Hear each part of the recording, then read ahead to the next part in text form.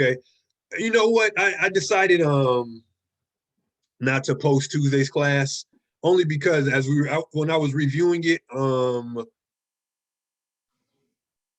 and I was gonna put it on YouTube, but I was listening to it again, and a couple folks I don't know, it was just a book discussion. So and then folks were sharing stuff, which is always good, but I don't want to put anything out there that folks would be uncomfortable with sharing. So if you missed Tuesday, it was just a discussion of just some chapters in our Born in Crime text. Okay, but tonight we'll talk more about oh man, we'll have a short grammar discussion. Man, I know you all been waiting for that. Well, I have. It's my favorite part of English. Okay, but before we get to that, your reading questions, right? We've done two so far. Okay, third one has been assigned. It's already in it's in week number 4. Okay. But make sure, folks, okay, make sure, okay, you're doing what I call like all the easy stuff first. All right. The easy stuff means stuff that doesn't even have to do with your questions just yet. Make sure you're double spacing. Okay. Make sure you're double spacing. All right. Make sure your the other elements of your formatting are correct, meaning like make sure you're in the right font. Okay. Make sure you know your margins are set properly because you don't want your right, you don't want your responses to be, in the middle of your page. So okay, how do I get back? No, make sure you're okay, there you go. Is that it? Yeah, make sure you're formatting correctly. All right, because again, it just something I say all the time is just what we practice grows stronger. So if you're doing your work and you're not really paying attention to formatting, when the time comes or when the stakes are a bit higher, it's just going to be hard to, I guess, to hit that switch. So in these assignments, they're not necessarily low stakes assignments, but they are assignments that are kind of geared towards practice. Make sure you're just, is my formatting right before you even start responding? Okay, does this look right? And then again, if you need some assistance,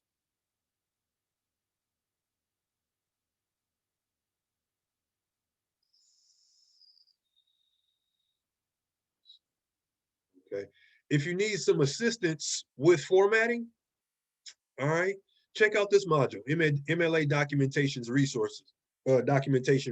And it, again, just has a video.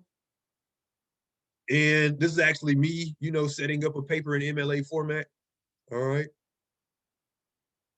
It's one of my many YouTube classics. Okay.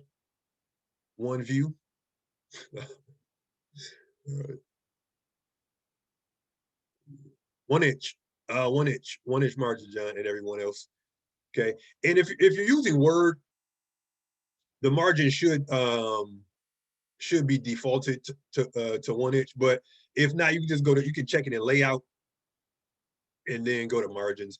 And it should be 1 inch should be the default setting.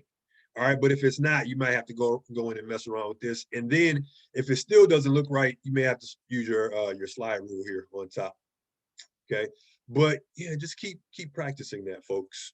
Okay, and then of course, name, instructor name, class, and date. That part we're getting, but it's the formatting. Also, you can center the title, but don't center your responses. Meaning, I had a few assignments where the responses look like this. Once you centered your title, just switch it back to a left indent or left justify. Okay, or if you want to get fancy, okay, you can use justify. Makes everything all nice and neat. But really, left justify is enough. All right. So again, just start paying attention to formatting if that has been one of your one of your issues. And again, it just comes with practice, or it just it's something that becomes habitual after a while. All right. And I have bold print on this thing, but really in your documents you don't need bold for anything. And like I was saying before, when we did our first one, you can bullet point, you can use numbers, but do something to separate your responses. And when I say do something, I don't mean this. Skip like 5 lines and then start your next one. Yeah, just use bullet points. All right, just keep it nice and neat.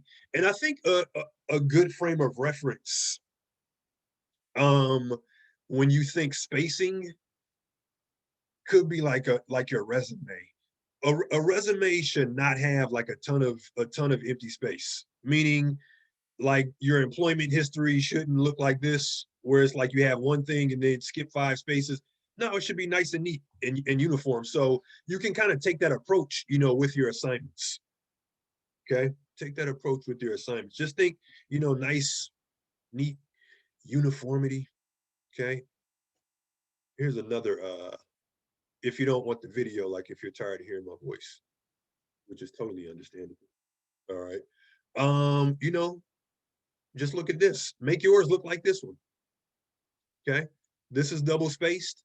There's not extra spaces like between the last date of the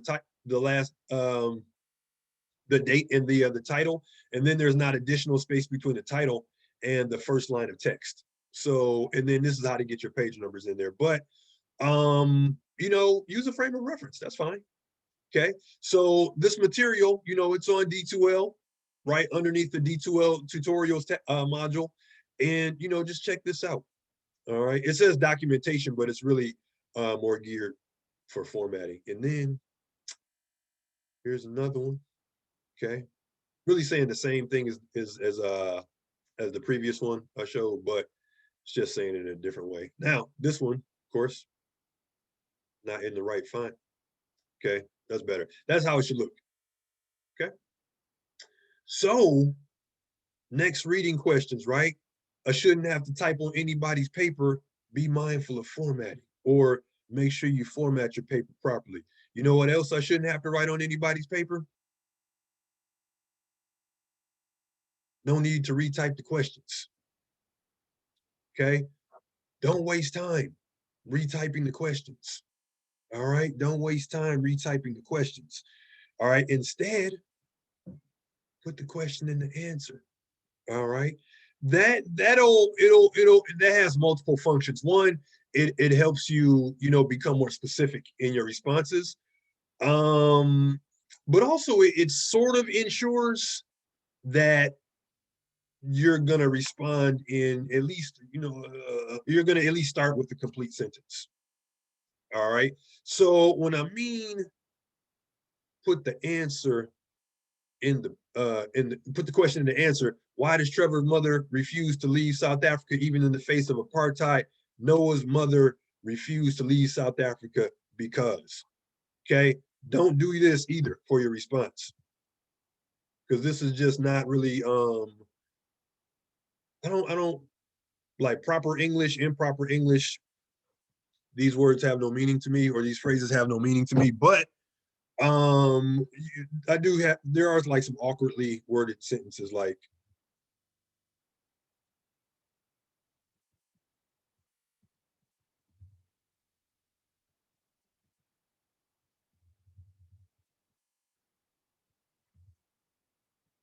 okay, it's no bueno. Okay, why Trevor's mother refused to believe is because now. Okay, no bueno. Like this.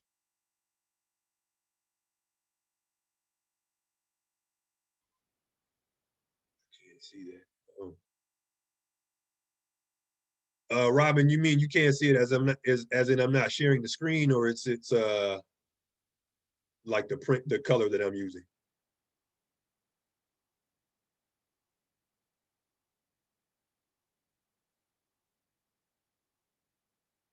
Robin. I think it's a combination of the color and the size. Okay. Got it.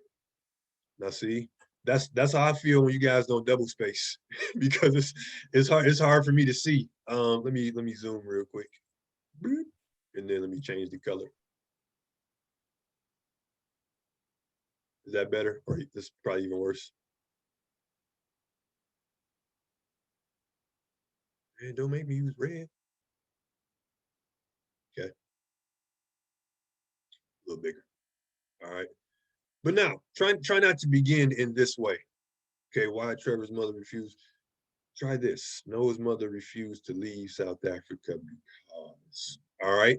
And I said all that to say, one, the reading questions for the most part have been pretty good. They just some just need some fine tuning as far as like the formatting is concerned, and just the amount of detail in responses. Remember, folks, as I said in the beginning, if a question begins like with the word explain or discuss, that means incorporate detail, from the text.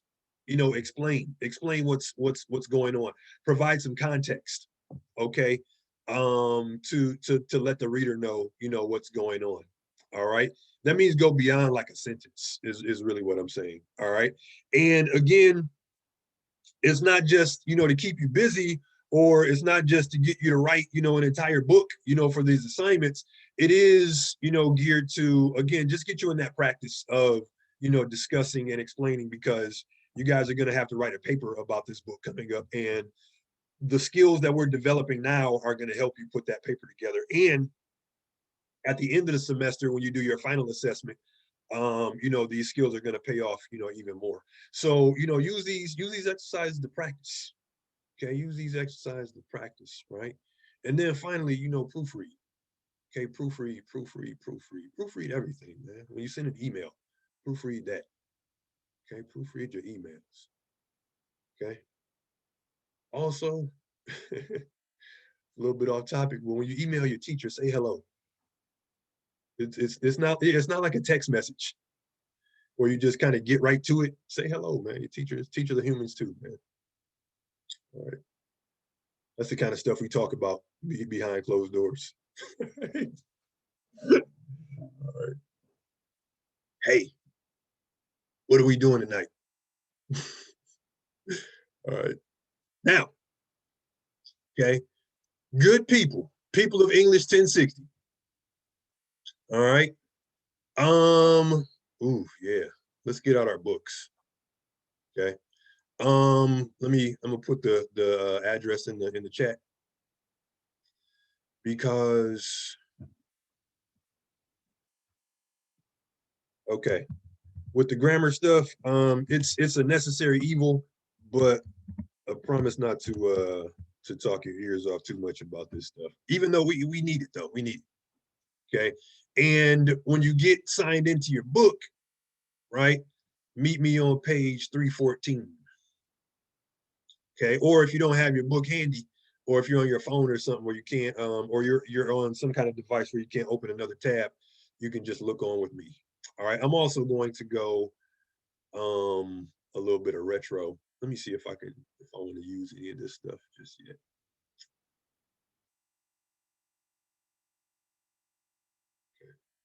Okay. Let me see if I want to cover this yet. Because really tonight I just want to do some basic talk about our friend the sentence.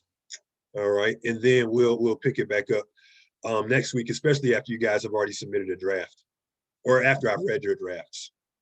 All right. But in the reading questions, you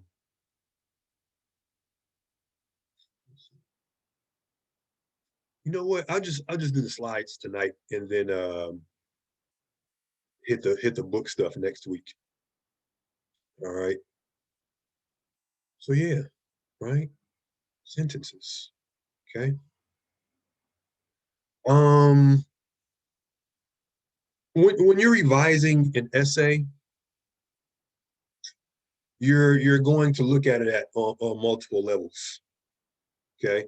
And this is why I say that revision, it's more than fixing, more than just looking at whatever, has a comment next to it, whatever is highlighted, or, what have you. All right. It's really, going back through your paper with that fine tooth comb or whatever, especially now, once you get a draft back, that has feedback on it. Again, look at the feedback, definitely. Okay. Definitely look at the feedback. But also, your part of your job is to add your own insights. Just like, a couple folks said, they had an issue with capping their paper at, 4 pages or 5 pages or whatever. I can give you some suggestions, on how to cap it, but at the end of the day, you're gonna go through your own paper and see, okay, maybe I can remove this paragraph, maybe there's too much detail there. All right, but that process is going to be in your hands. And when I say you're going to look at your paper on multiple levels, first you're going to look at the whole thing. All right. And that's always my advice to students, when I give you a paperback. Before you start marking it up, before you start, the revision process on your computer, just read it from beginning to end. Read your paper from beginning to end, especially a narrative. You're just checking to see if it has all, the essential parts, that your reader is going to be demanding of you. Okay. Check it paragraph by paragraph. Now that you looked over it as a whole, look at it paragraph by paragraph. What paragraphs are out of place? What paragraphs could use more detail? What paragraphs could be removed? Okay. What paragraphs could be switched around? Okay. Or manipulated a little bit. Okay. When students are revising their own papers, I tell them to number their paragraphs because it just makes it easier, especially when you guys get to English 1510, when you all are going to be doing a peer review, meaning you'll probably not every teacher does peer review, but most of us, you're gonna swap papers, with the classmate and give each other feedback. All right, whole paper, paragraph by paragraph, sentence by sentence level. Okay, and that's what we're going to start with, the sentence, because really, it's the building block of writing. It's the foundation. Other than thinking, of course, but when it comes to the physical act of writing, sentences make paragraphs and paragraphs make essays. Okay, sentences have a few essential elements.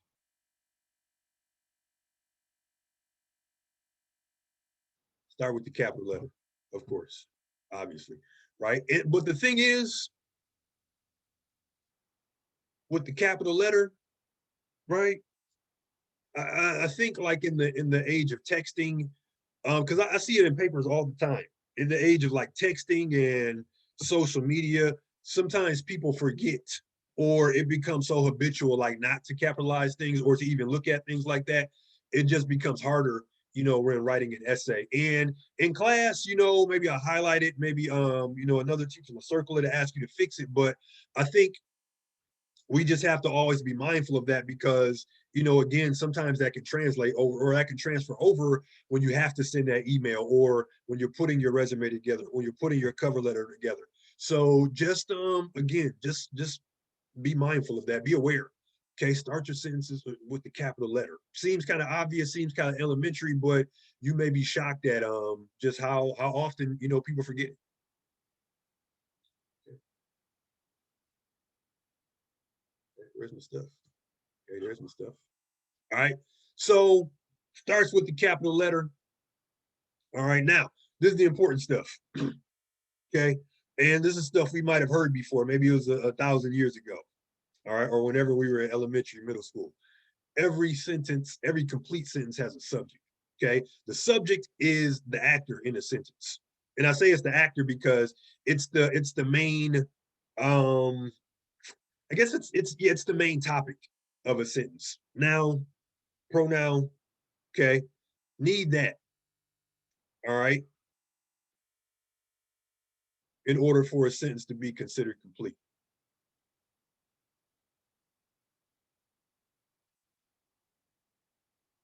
Okay, there's our subject. All right, we're halfway there. We're halfway there, right? We got our subject, and we got a capital letter. Okay, so we're almost we've almost built a sentence, but now we have the actor in this sentence. It's Marcus. All right, but now we need a predicate. The predicate is a part of a sentence that contains the verb, or it contains the action, or it explains what the subject is doing. Okay, explains what the subject is doing. So now we have an actor, and now we have action. Okay, so here's our subject, Marcus. All right, but what did Marcus do? Bam. But Professor Norwood, you can't have a complete sentence that's only 2 words. Yes, you can. Okay. Yes, you can. All right. Subject, predicate, capital letter, concluding punctuation. Okay. So there's 4 elements, right? Capital letter, punctuation, subject, predicate. Remember, the subject is the actor, or the subject is the topic, and the predicate is it contains the verb, tells you what the topic is doing. Okay. Marcus Wade. All right. Now, sorry to keep switching back and forth. Here's the main thing about complete sentences. Forget what I just said. Okay, about subject, predicate, all that stuff is good to know. All that stuff is great to know. All right. But the main thing about a complete sentence, it can stand alone by itself and make sense. Okay. It can stand alone by itself and make sense. And if it can stand alone by itself and make sense, that makes it an independent clause. Okay. Independent clause. An independent clause is a group of words that contain a subject and a predicate that can stand by itself and make sense. Okay. You don't need to see it. Okay. There's my private server or my VPN. Okay. So again, this can stand by itself and make sense.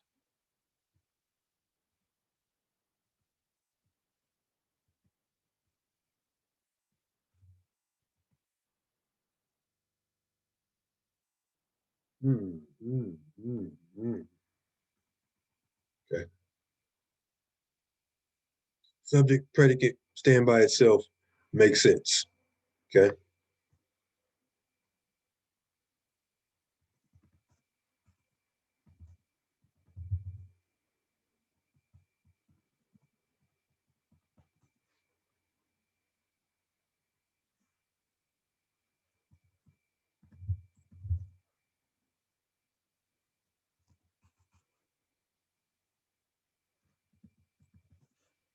Okay. Now, come back to dependent clauses in a minute. All right.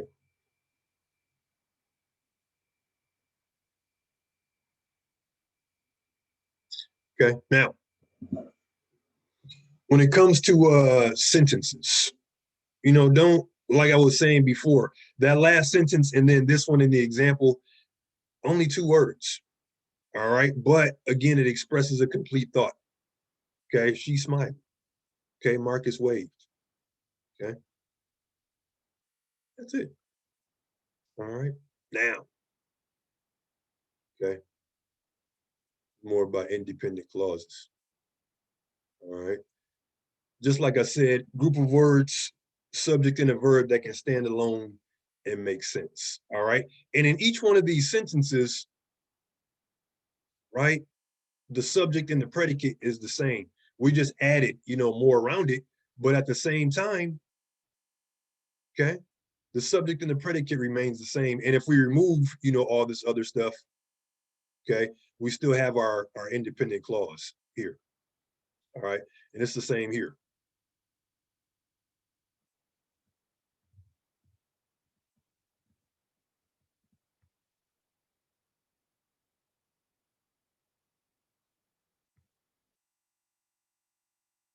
Okay. Now,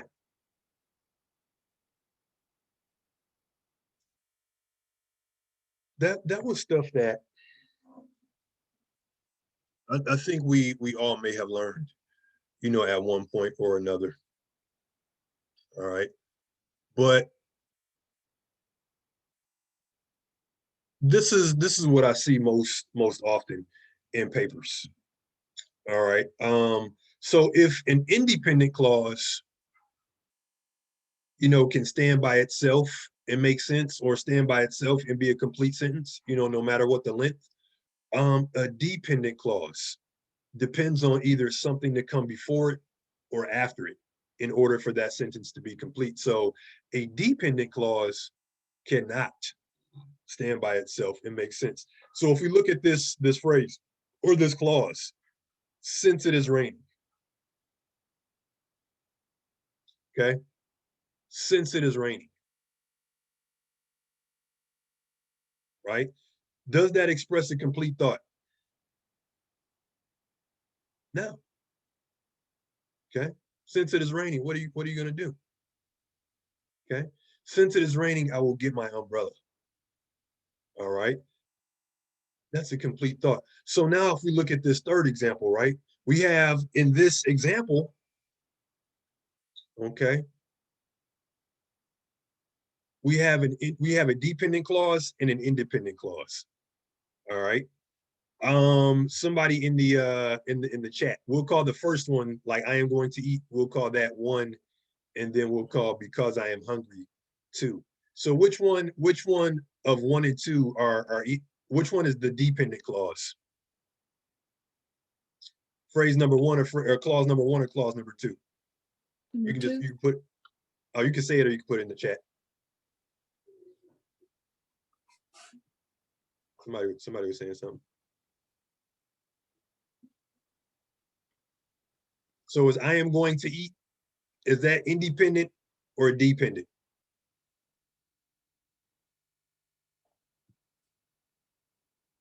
Can it stand by itself and make sense? Like if we took that other part off because I am hungry. Okay.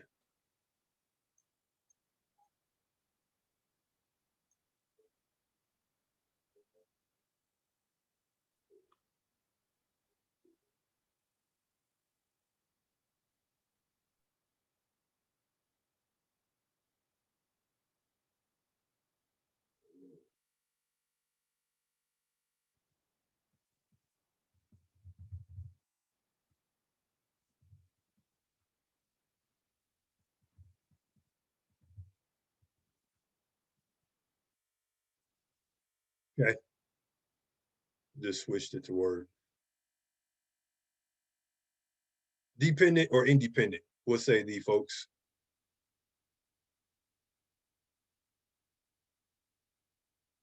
Just I am going to eat. Okay. Here's our subject. I, okay, am going to eat. Okay, it's our predicate, right? And then if we were to get rid of this, right, still makes sense. So this will be an independent clause, again, because it can stand by itself and make sense. But look at this thing right here, okay? This would be dependent, or, okay, we would also call this a sentence fragment, okay? Sentence fragment is a sentence that's missing something, either a subject, verb, or both, or it does not express a complete thought. Like if we were to just have this, because I am hungry, okay, that's no bueno. That doesn't express a complete thought, okay? But fixable, fixable. How do we fix? Going to eat because I'm hungry, okay? Going to eat because I'm hungry, all right? Now,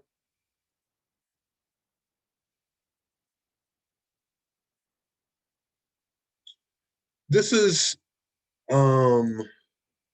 like I was saying, a common issue. And really, in 1060, English 1510, 1520, like I'm always, just reviewing fragments or, discussing fragments with students privately. And it just, it just takes practice, to catch these things. And really, I think that's one of the goals for you in this class. One is to, of course, be trying your best to catch fragments and fix them, but at least by the end of the semester, you're going to be able to like acknowledge, like there's a fragment here, and then let me see what I have to do to fix it. So it kind of goes back to, what we said when we're going over the syllabus, which is just helping you recognize, your own pattern of error. All right. So fragment is just part of a sentence. Okay. And a lot of times, you know,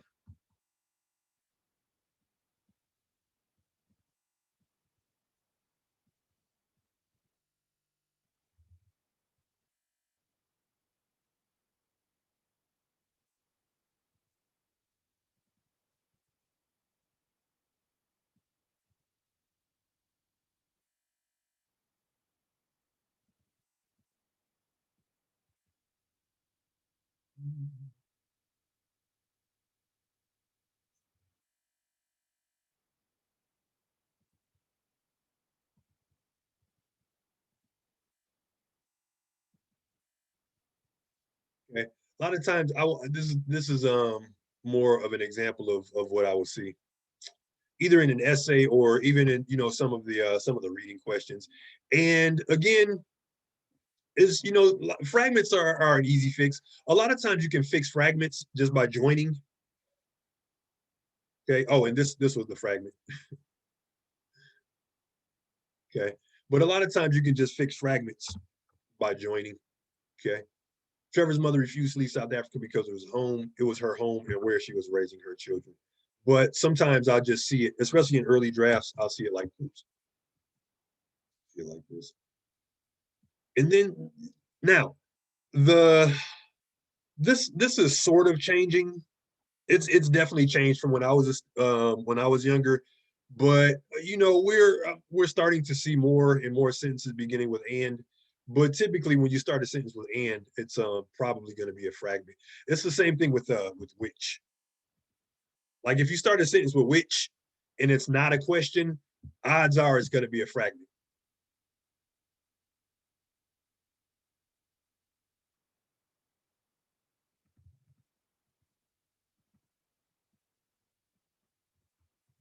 Okay, that really doesn't make sense. I was just doing it for effect. But again, if you're going to begin a sentence with which, all right, and it's not a question like which one is it, it's probably going to be a fragment. Okay.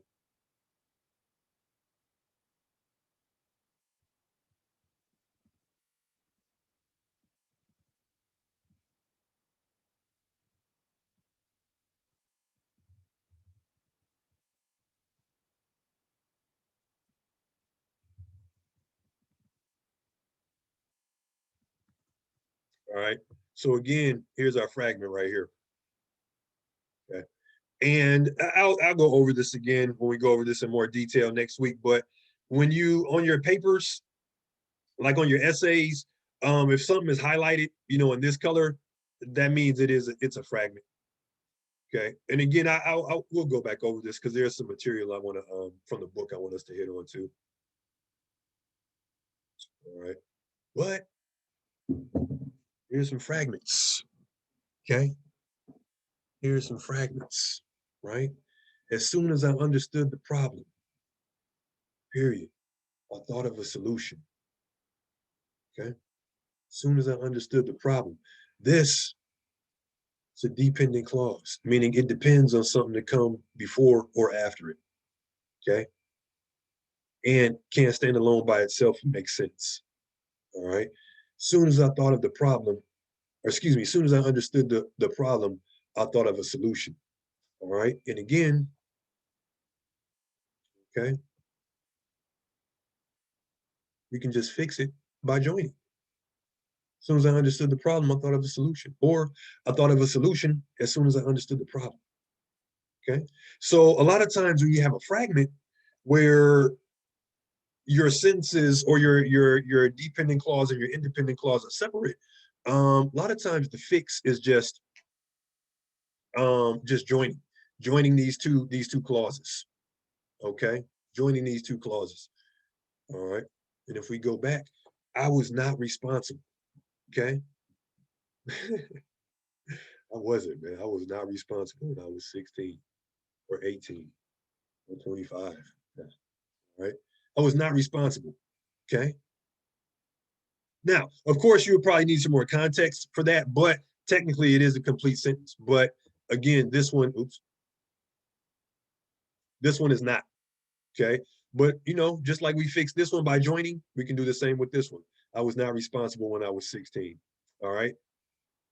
Here's our friend, which. Okay, again, my people. Like the witch fragment, it's probably one of the most common fragments that I see when I evaluate papers. And I get it. Because it sounds right, when we're speaking, but not, and I think a lot of times something sounds right when we're speaking, and sometimes it sounds right, where we're from, right? We may have to do a little code switching, which is fine. I know I had to do that when I was when I was a student. Okay. The village will enlarge the parking lot, which serves weekday commuters. Okay.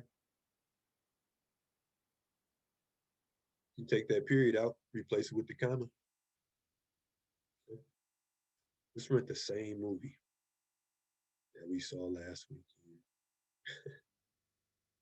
Let's rent the same movie we saw last weekend. Why? Okay. Now, a couple ways to fix. One, like I keep saying, you could join. Okay. Also, you can add what's missing, meaning you can add a subject or a predicate. Okay. The village will enlarge the this is the one that used which before. The village will enlarge the parking lot. Period. It serves weekday commuters. So we've added a subject, it, to this sentence. Okay. It serves weekday commuters. Okay.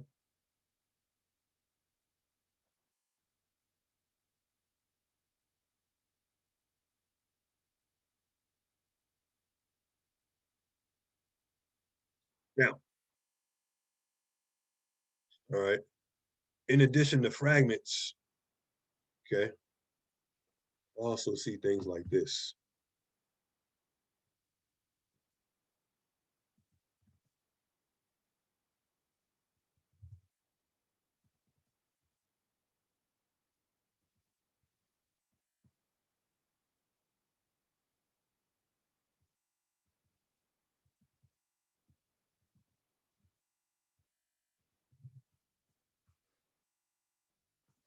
All right. Now, okay, what we have here, we have two independent clauses stuck together. Okay.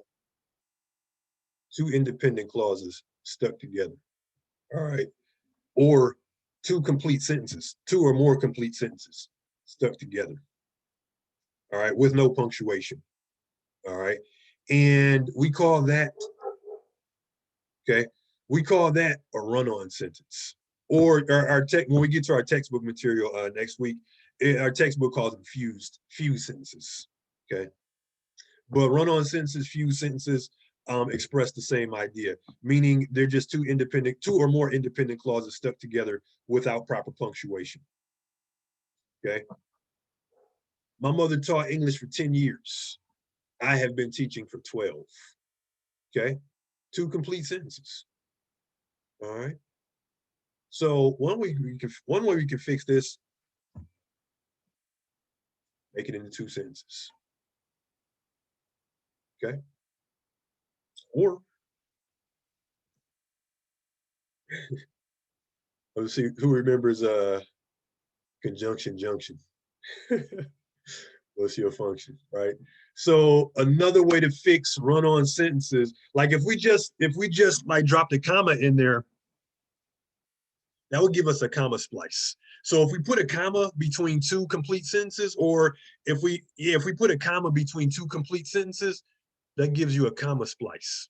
Okay, that's no bueno either. But we can make our comma splice righteous by adding, okay, conjunction junction, right? We can add a coordinating conjunction.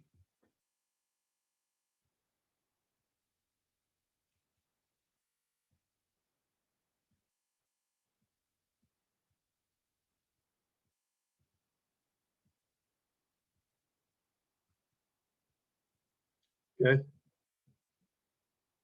This is a good list of coordinated conjunctions, but make sure you're using the right tool for the job.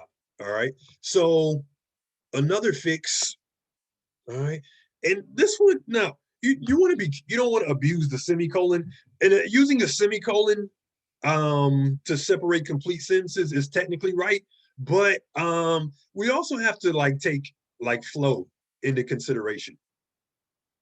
All right, when when we're writing. Okay.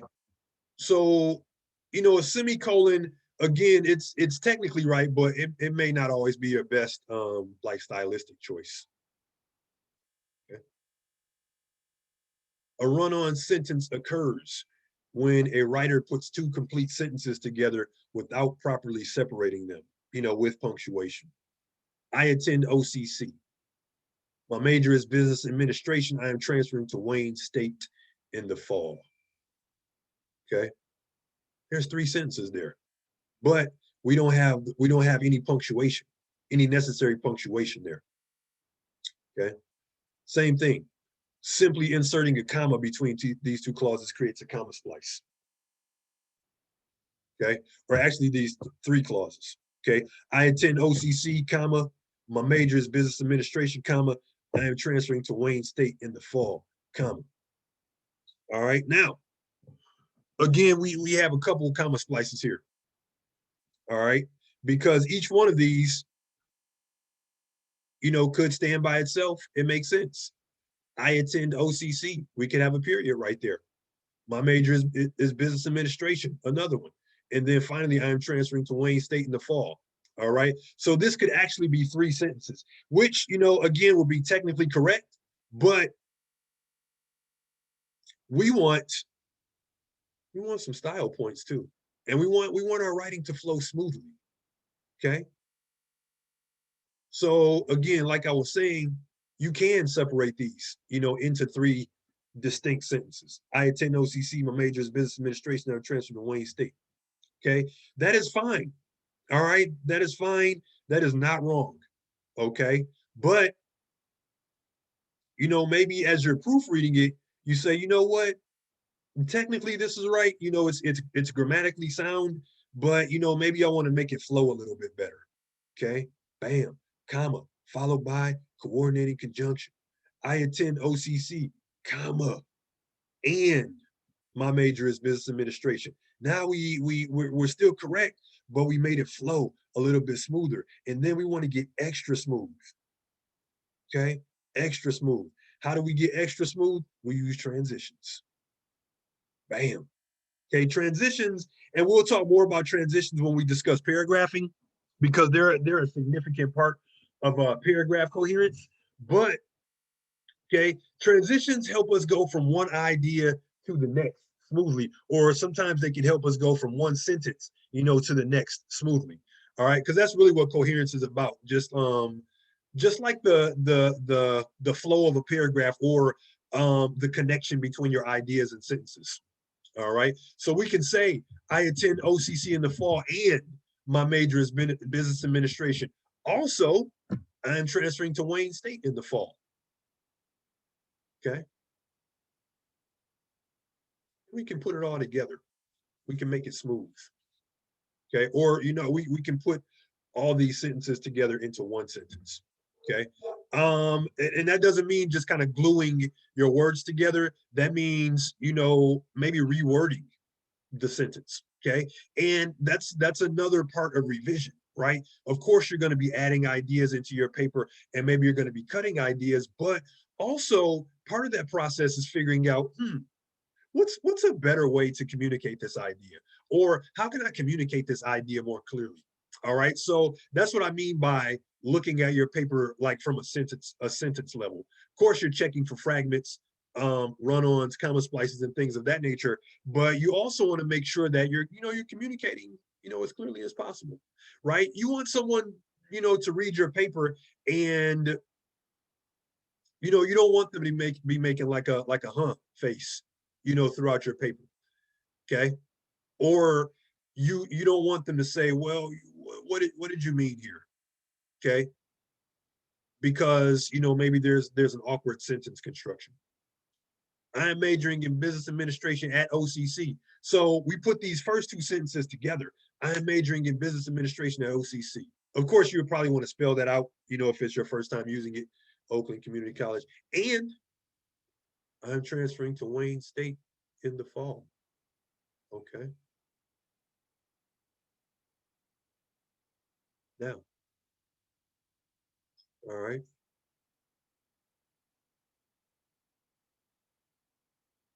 Run-ons, comma splice. Okay. Fragments. Um, Tuesday, we're gonna see what our book, has to say about this material as well. Okay.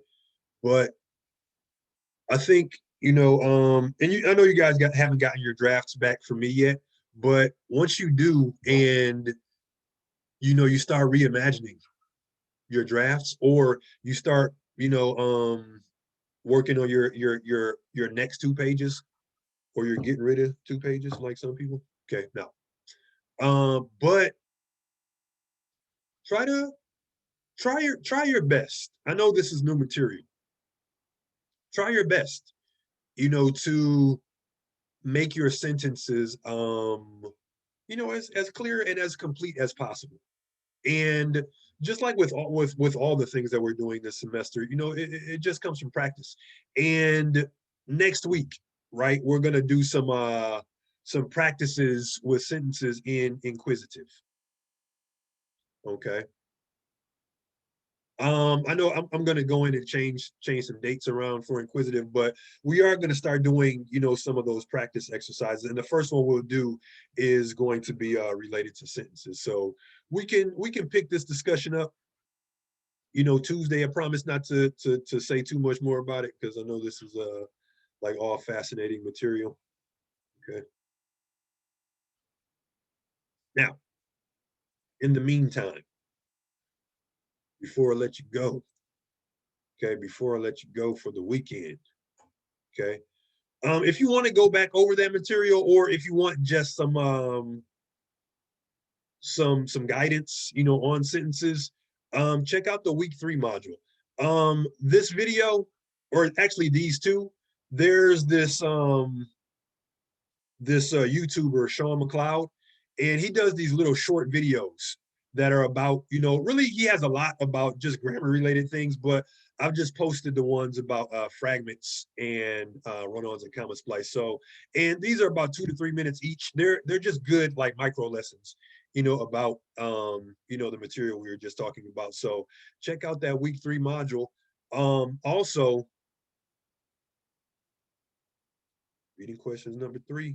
Okay, as I was saying, Tuesday, folks, the reading for this week, is relatively short. You're going to page 100. I don't even think it's that. So yeah, folks, stop at it. Oh no, read Foofy. Yeah, stop at chapter 8, Robert. Okay. And then when you read the Foofy chapter, man, get your Kleenex out. Okay. Nah, get your Kleenex out, man. It's a tearjerker. All right, spoiler alert. Or maybe not a tearjerker. Okay, it's up to you. All right, but reading questions number 3, folks. And then here's another discussion post. I'm gonna look at you guys' discussion posts over the weekend as well, so I have those scores updated.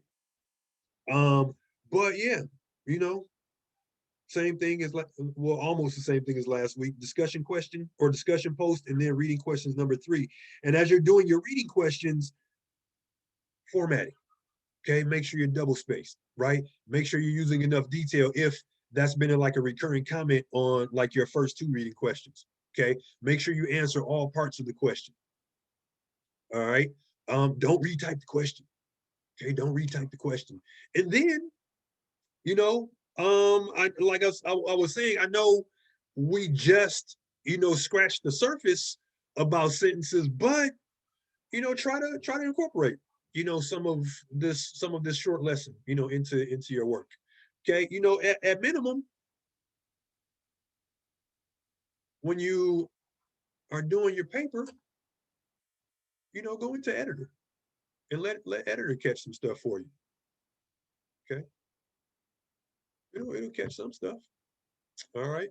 and it'll catch some fragments, some run-ons. Okay, so use your resources. Okay, use your resources. All right, so that's all I got, folks. Reading questions number 3. I'm gonna recap all this in a D2L post just to get you guys started for the weekend. But yeah, reading questions number 3, discussion post. Don't worry about inquisitive right now. But yeah, that's it. Oh, and if you haven't gotten your paper in, make sure you get that in ASAP. Okay. I told you. Oh yeah, okay. Everybody's conjunction junction. Junction, junction. Sorry, I just skipped over all these comments. Okay. Take it easy, folks. Have a good weekend. I will, just because you said that. Oh, thanks, Saba. Man, you made my day. Saba, you don't have to come back the rest of the semester. You get an automatic A. Have a good weekend. All right. All right. Take it easy, folks. Oh, I shouldn't have recorded that last part.